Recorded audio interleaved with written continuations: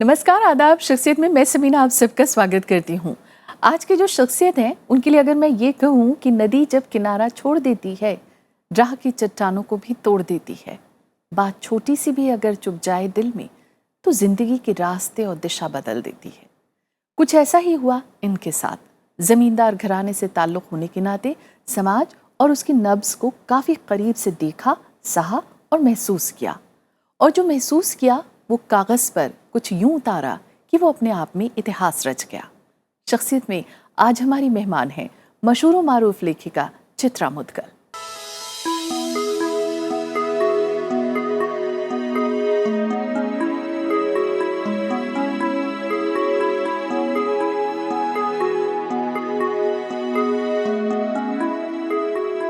मानवीय सरोकार की पैरोकार, स्वतंत्र लेखन, बेमिसाल कहानीकार, मकबूल उपन्यासकार, जिनकी कलम बनी सामाजिक मुद्दों की पैरोकार, हिंदी की जानी मानी लेखिका चित्रा मुद्गल।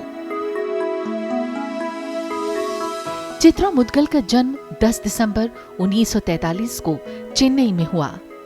संघर्ष की जमीन पर साहित्य की ओर कदम रखने वाली चित्रा मुद्गल का बचपन सबसे मुख्तलिफ था।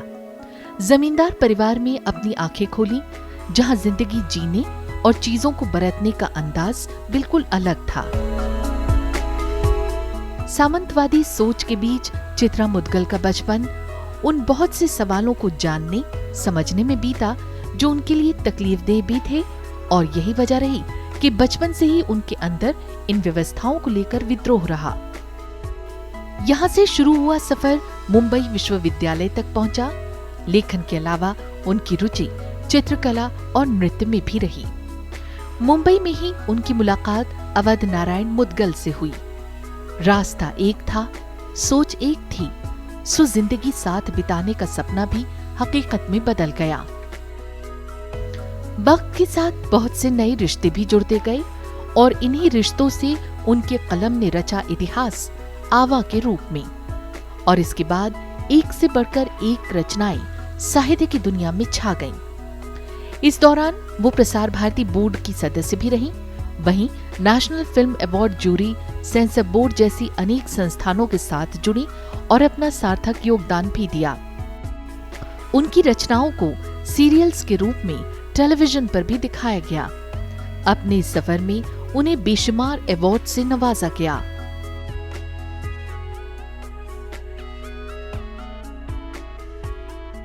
साहित्य में उनके योगदान को बरसों बरस याद किया जाएगा।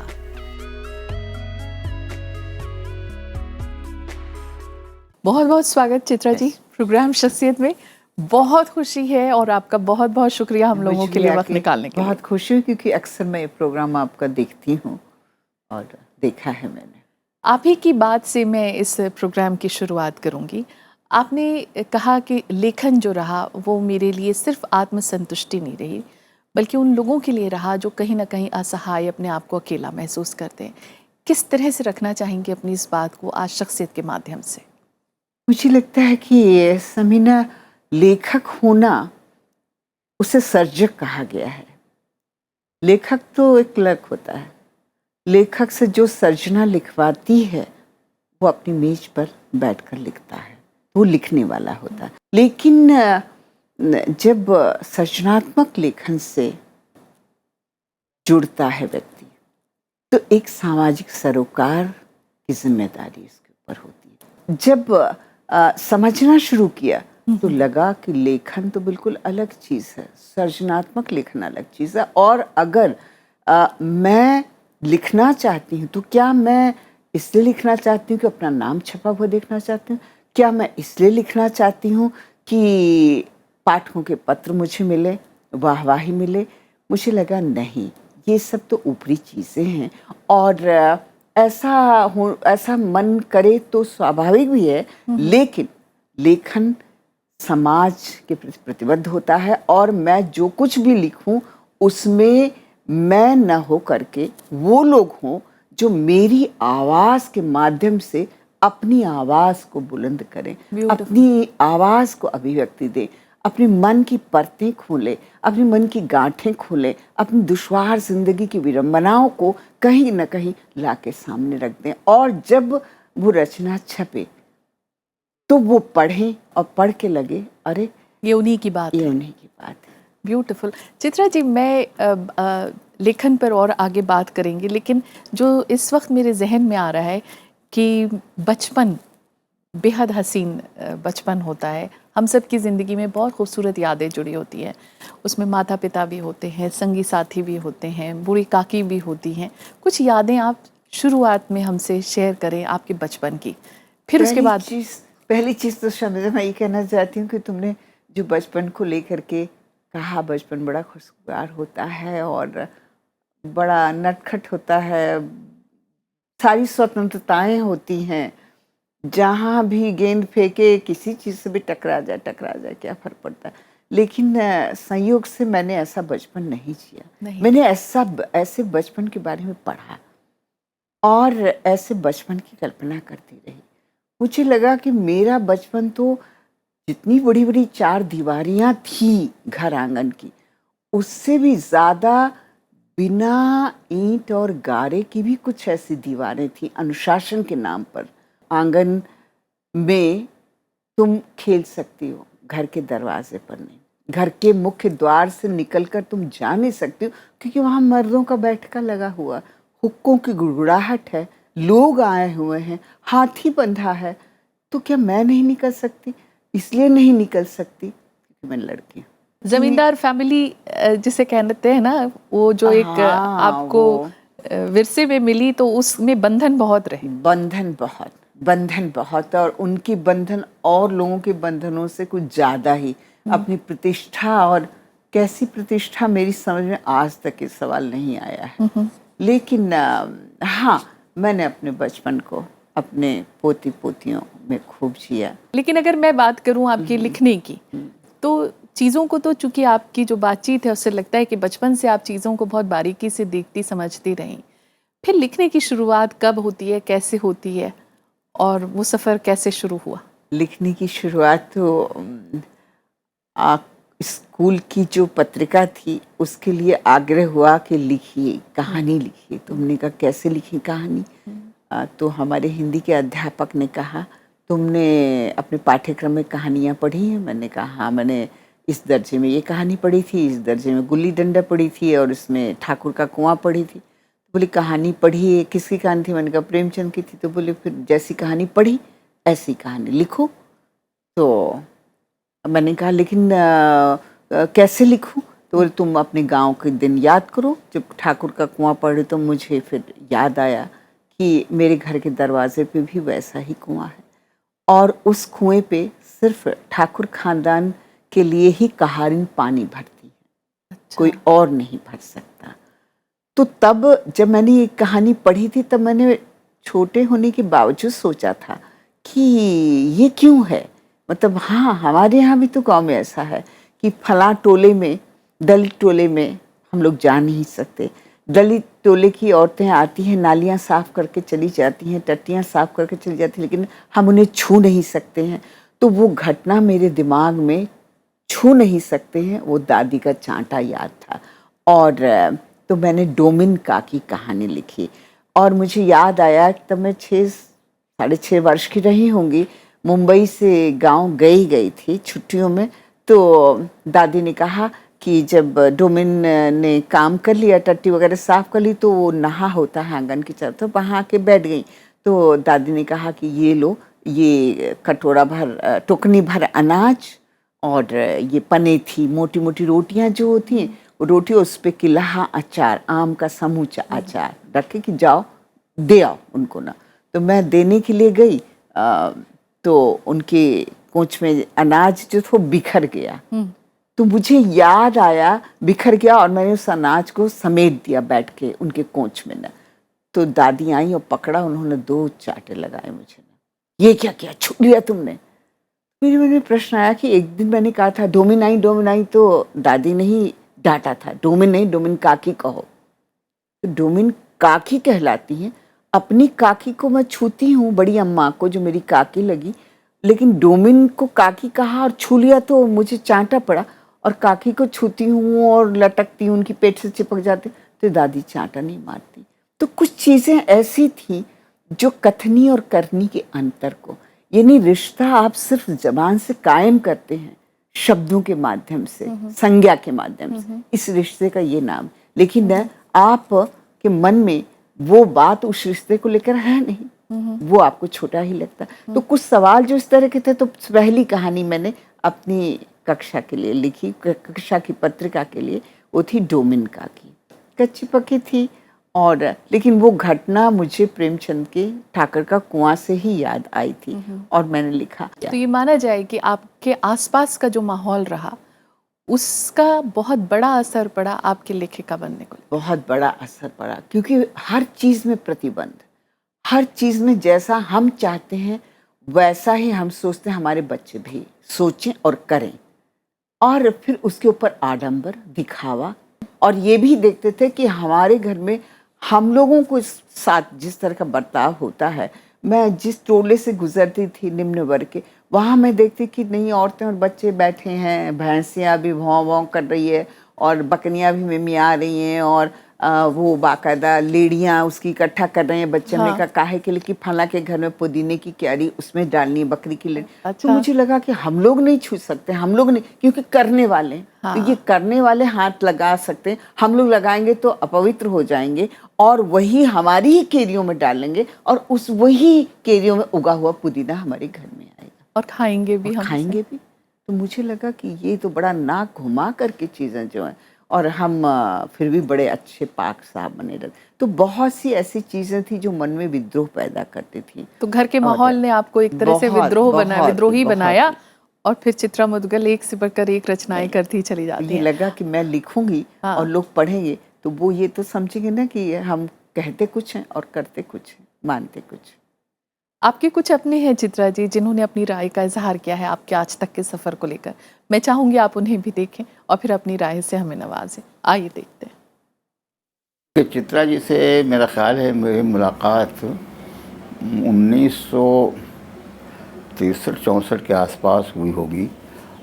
उनकी शादी मुदगल जी से जब हुई तो कुछ वो असामान्य परिस्थितियों में उनकी शादी हुई थी, और मुदगल जी के साथ वो दिल्ली चली आई थी। तब मेरा ख्याल उनकी उम्र बहुत कम रही होगी, 17-18 साल की रही होगी। और फिर वो धीरे धीरे उन्होंने लिखना शुरू किया। मैं ख्याल उसके पहले से ही लेखक थी, वो लेखिका थी, और मुदगल जी भी कहानीकार थे। तो यश अर्जित किया चित्रा जी ने। उनके साहित्य में और उनके लेखन में ख़ास तरह का खुलापन है, जो शायद मुझे लगता है एक साहित्यकार के लेखन के लिए और उसके व्यक्तित्व के लिए ज़रूरी है। चित्रा जी ने जीवन में बहुत संघर्ष किया है। चित्रा जी की अपनी जो उम्र दराज हो, वो तुम सलामत रहो 1000 बरस, हर दिन हर साल के दिन हो 50,000, लेकिन उसके साथ साथ उनका साहित्य भी बहुत दिनों तक प्रासंगिक और संदर्भवार बना रहेगा, इसमें मुझे कोई संदेह नहीं है।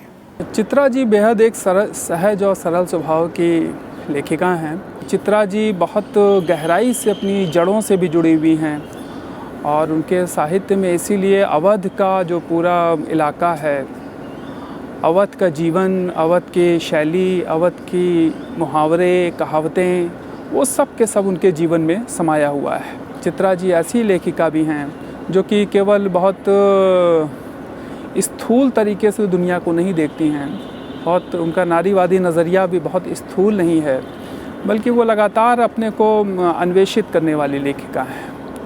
अपने को लगातार खोजने, अपने को लगातार अपने लेखक को फिर से बार बार बनाने वाली लेखिका हैं। वो अपनी संवेदना को बार बार नया करती हुई चलती हैं, और इसी कारण वो नई पीढ़ी के बीच भी लोकप्रिय हैं। ब्यूटीफुल। क्या कहना चाहेंगे इन लोगों के लिए? मुझे लगता है कि वैभव सिंह आज युवा पीढ़ी के सबसे ज़्यादा तेजस्वी आलोचक हैं और बड़े गहरे आलोचक हैं, और उन्होंने जिस तरह समझा, देखा, कहा है, और विश्वनाथ त्रिपाठी तो हमारे बहुत ही जाने माने आलोचक और सृजनकार भी हैं। चित्रा जी, जैसे विश्वनाथ त्रिपाठी जी ने कहा कि आपने एक संघर्ष का लंबा दौर भी देखा, तो आज जब पीछे पलट के देखते हैं तो वो दौर को कुछ जिक्र करिए, उस दौर का हम लोगों के साथ क्या क्या संघर्ष, क्योंकि जिस परिवार से आप आती हैं वहाँ पर सामाजिक सरोकार जैसे विषयों के लिए कोई गुंजाइश नहीं है और आप लगातार उन्हीं की बात उठाती रहीं। फिर जिस दुनिया में आप थी वहाँ भी इस तरह के माहौल को बहुत ज़्यादा सराहा नहीं जाता, तो जब आप इन लोगों की आवाज़ उठा रही थी तो विरोध के स्वर तो मिले होंगे। बहुत ज़्यादा सामना करना पड़ा और निश्चय ही मैं बड़े द्वंद्व से भी गुजरी। एक कहते हैं ना कि जब आदमी बनता कैसे है, स्वयं को गढ़ता कैसे है, मुझे तभी से ये अनुभव होने लगा था कि मैं जिस तरह से चाहती हूँ उस तरह से इन लोगों में परिवर्तन आना तो मुश्किल है। मुझे रास्ता स्वयं बनाना पड़ेगा और वो रास्ता बनाने के लिए कहीं ना कहीं जो उनके मानदंड हैं उनको तोड़ना पड़ेगा और तोड़ने के बाद निश्चय ही उसकी सजा भी भुगतनी पड़ेगी। और इसीलिए मैंने वो रास्ता चुना जो शायद उनके खानदान में किसी लड़की ने नहीं चुना होगा। तो बहुत मुश्किलों से 65 का ज़माना और उस समय प्रेम विवाह करना और एक ब्राह्मण लड़के से करना। तो हालांकि ब्राह्मण को हमारे यहाँ चांदी की चौकी पे बैठा के उनके पांव दादी परात में जो है वो धोती थी, कांसे की बड़ी सी परात में, और अपने आंचल से पाँव को पोंछती थी। और द्विवेदी जी थे हमारे घर के पुरोहित। तो मुझे तब ऐसा नहीं लगा था जब मुद्गल जी से मेरा संपर्क बढ़ा और कहीं एक मन के रिश्ते भी मजबूत होने लगे, तो ये लगा कि ब्राह्मण पति को पाके मेरे पति के रूप में पाके खुश होंगे, क्योंकि ब्राह्मण का तो इतना आदर है। लेकिन ऐसा नहीं हुआ। वही मैंने कहा ना, विसंगति, अंतर विरोध, कथनी और करनी में अंतर। परिणय सूत्र में कब बंधी? अवध जी जब मिले तो उन्होंने कहीं मुझे समझना शुरू किया और समझाना शुरू किया कि आप देखिए ना, माँ बाप की भी, आपकी माँ और आपके पिता जिस उसमें बड़े हुए हैं तो वो उन्हीं कायदे कानूनों में चल रहे हैं। आप थोड़ी थोड़ी गुंजाइश से एकदम गुस्सा करके आप क्या कर लेंगी? तो ये सब चलता रहा तो लगा कि कहीं मैं जिस तरह से सोचती हूँ, जिस तरह से चाहती हूँ, जिस तरह से अपनी ज़िंदगी को गढ़ना चाहती हूँ, मैंने कहा मैं अपनी माँ की तरह गहने गले में गाय बैल की तरह लाद कर नहीं अपनी भविष्य की ज़िंदगी बिताना चाहती हूँ। किसी भी घर में एक ब्याहता बहू होकर, ब्याहता लड़की होकर के मैं इस तरह। तो बोले नहीं, तो आप अपनी तरह से जिए, आप तो अच्छे काम कर रही हैं और करिए। मुझे लगा कि नहीं, ये बहुत अच्छा लड़का है, इतना समझदार लड़का है। और जिस दिन अवध ने मुझसे कहा कि देखो टाइम्स ऑफ इंडिया में एक सोसाइटी, पत्रकार सोसाइटी बन रही है, हाउसिंग सोसाइटी, मैं भी घर बसाना चाहता हूँ। मैंने कहा हाँ बसाइए, ज़रूर बसाइए, एक प्रेमिका छूट गई है और भी मिल जाएंगी यहाँ, ऐसा थोड़ी। तो बोले नहीं, मैं तुमसे कुछ कहना चाहता हूँ। मैंने कहा कहो। कहने लगे मैं भी घर बसाना चाहता हूँ। मैंने कहा वो तो आपने अभी कहा ना। बोले लेकिन मैं तुम्हारे साथ घर बसाना चाहता हूँ। मैंने कहा अच्छा प्रस्ताव है, तुमसे अच्छा लड़का कोई मिलेगा नहीं मुझे। चित्रा जी, कुछ आपके अपने और हैं जिन्होंने आपकी ज़िंदगी को देखा और वो आपकी ज़िंदगी में बहुत अहम रोल भी अदा करते हैं और एक मकाम भी रखते हैं। मैं चाहूँगी आप उन्हें भी देखें। आइए देखते हैं। मुझे लगता है कि उन्होंने अभी भी उनकी जो सबसे अच्छी किताब है, सबसे अच्छी कहानी है, वो अब तक लिखी नहीं है और मैं यही चाहता हूँ कि वो उसको लिखे, उसे कंप्लीट करें, क्योंकि वो एक काल जो है, वो कपड़े मशीन से कपड़े सिल के देती थी फ्री में। और वो कौन थे वर्कर्स? वो सारे सीबा गैगरी, वो भांडुप के सारे मिल्स में काम करते थे, फैक्ट्रीज़ में काम करते थे, वही लोग थे, उन्हीं से वो घिरी रहती थी हमेशा और चाल में रहते थे। तो हमारे चाल के अगल बगल में जो चाल में वो सारे यही वर्कर्स ही थे। तो वो एक बहुत ही वो सारा एक्सपीरियंस, वो सारी चीज़ें, कुछ तो उन्होंने लिखा, लेकिन मुझे लगता है कि उनका जो मेजर राइटिंग कहानी है वो आना बाकी है और मैं चाहता हूँ कि वो लिखें, क्योंकि वो हमेशा पॉजिटिव रही हैं। वो हर चीज़ को नेगेटिविटी को भी पॉजिटिव डायरेक्शन में ले जाती हैं। तो मुझे लगता है कि वो उनका जो नावल आना है, कहानी आना है, वो ज़रूर आएगी। चित्रा जी का बहुत ही बेहतरीन उपन्यास आवा, जिसका प्रकाशन सामयिक प्रकाशन ने 1999 में किया। उसके बाद से मेरे और चित्रा जी के संबंधों में ज़्यादा निकटता आई। मैंने धीरे धीरे महसूस किया कि इतने लेखकों और इतने लोगों से रोज़ मेरा मिलना होता है, लेकिन चित्रा जी के व्यक्तित्व में एक गज़ब का आकर्षण है।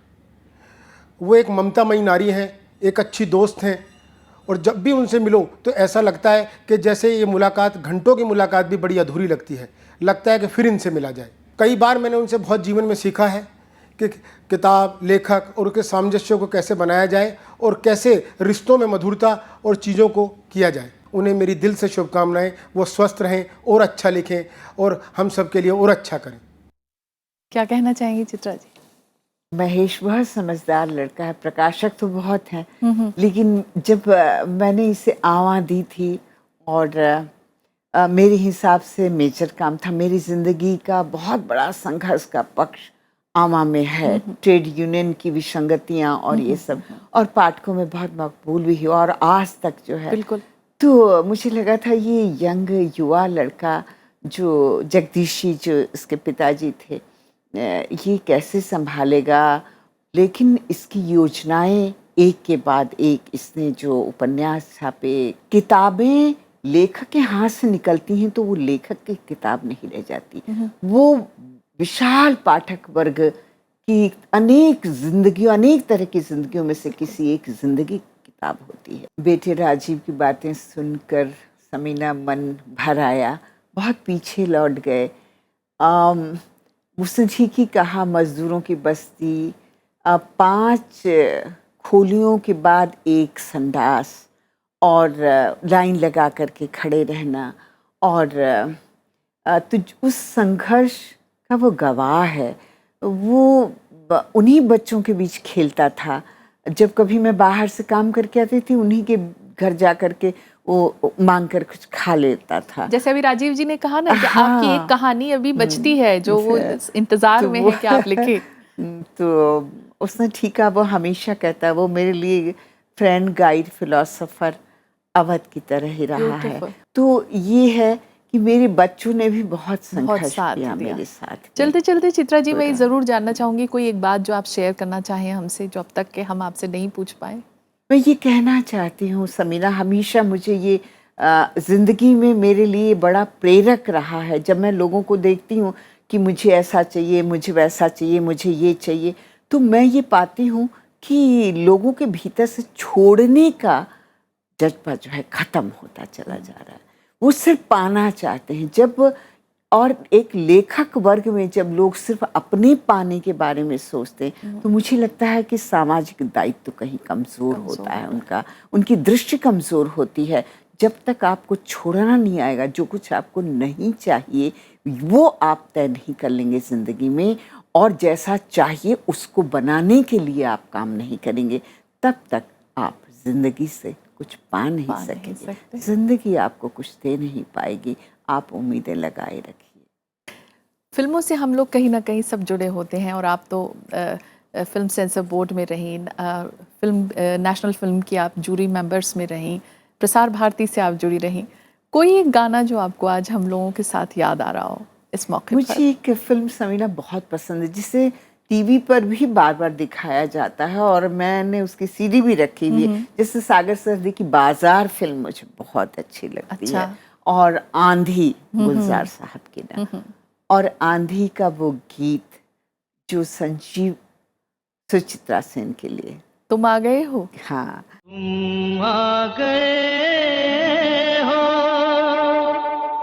नूर आ गया है, तुम आ गए हो, नूर आ गया है, नहीं तो चरागों से लौ जा रही थी। जीने की